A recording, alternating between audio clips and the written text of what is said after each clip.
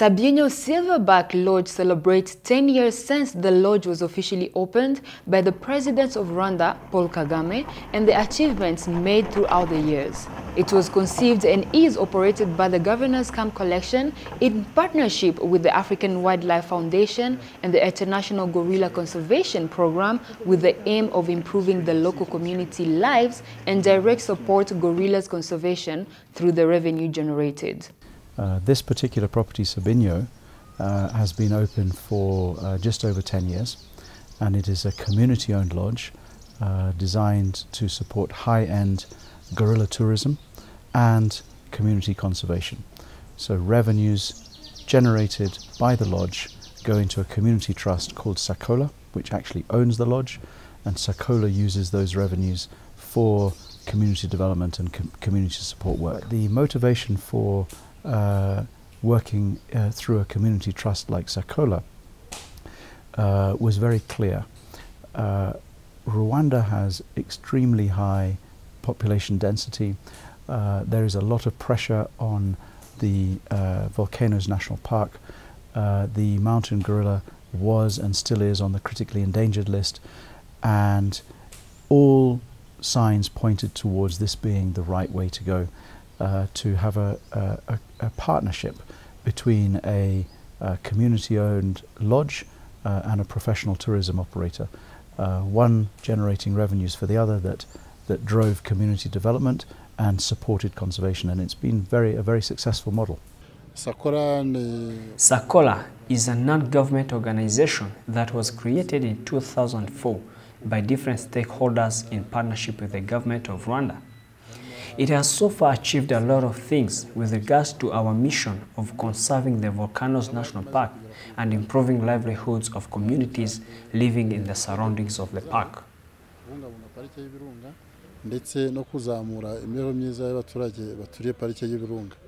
During the course of 10 years operation, Sabyinyo Silverback Lodge has so far generated revenue now totaling over $3 million and are able to help sustain day-to-day livelihood for the communities adjacent to the park.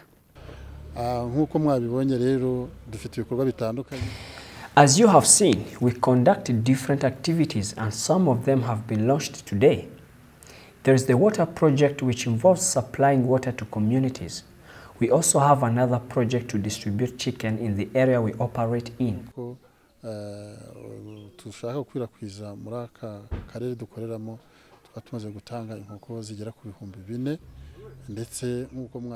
And up to 4,000 chicken have already been distributed.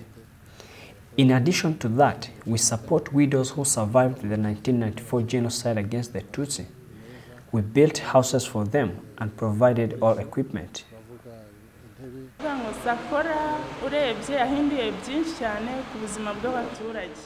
SACOLA has made a remarkably significant impact on people's lives. It has come as a solution for especially us, residents of Kinigi and Nyange sectors. They have implemented various projects that changed people's lives for the better. They constructed hospitals, schools, and roads, provided water. They went further and constructed Nyange sector's office and are planning to construct a modern office for Kinigi sector. These are some of the remarkable activities that SACOLA did, and the population is grateful for that.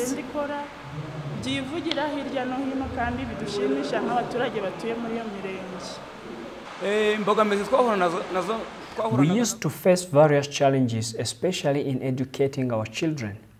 They used to travel long distances going to school and would often get attacked by gangs. Girls were sometimes raped and got unwanted pregnancies. But since SACOLA came, those problems are no more. We are just fine. So over the course of these 10 or so years that we've been operating, we've generated over $3 million have been generated for SACOLA, and that is a lot of money in northern Rwanda. And SACOLA has been very astute in how they have used those funds. So I'm talking about real things that have really made a difference to the lives of people in this area. We're talking over 5,000 households in the 2 sectors bordering the national park, perhaps 17 or 18,000 people in this area. And what SACOLA has been doing is building infrastructure, basic infrastructure. So, for example, roads, schools, health centres, water collection points. That's a huge point. In the past, people used to have to travel a very long way to collect water. It was a big part of everybody's daily life, and it took up a lot of time that could either be would now be used. Now that there's water more accessibly available, people can now go to school more, or there's less time occupied actually transporting water. But that's been a huge. I think they've done water points all the way along these 2 sectors. They've also done a lot of microfinance and microenterprise. Today we opened a small chicken farm, which was donated to a widow down in the village down here, who now has a small business with which to support herself. So all of these kinds of things have contributed in a very meaningful way to community development. It's a huge list of projects, and we're very proud of the way it's started, and it's been very consistently applied, this approach to generating new projects that make a difference. Although the 10 years of conservation has been a success, SACOLA as well as the government still have to work hard towards keeping conservation everyone's responsibility to keep it sustained.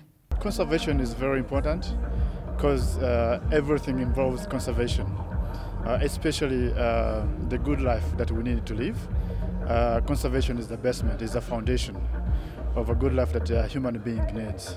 Keeping conservation sustainable and continuous for the future generations, conservation needs to be integrated with business.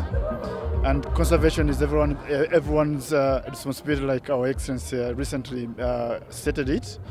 And we need to be part of other sectors that actually have to meet and resolve the global challenges and Rwandan challenges, unemployment, poverty, and of course climate change. So without integrating business, then will be underlooked, conservation will be underlooked. But with an aspect of giving it a value, involving people, communities, being part of problem solving, like providing jobs, creating jobs, then will be looked at as a value, given value like other sectors, even more sectors, because we have the potential. We have the potential actually to be a problem solver than any other sector in the country.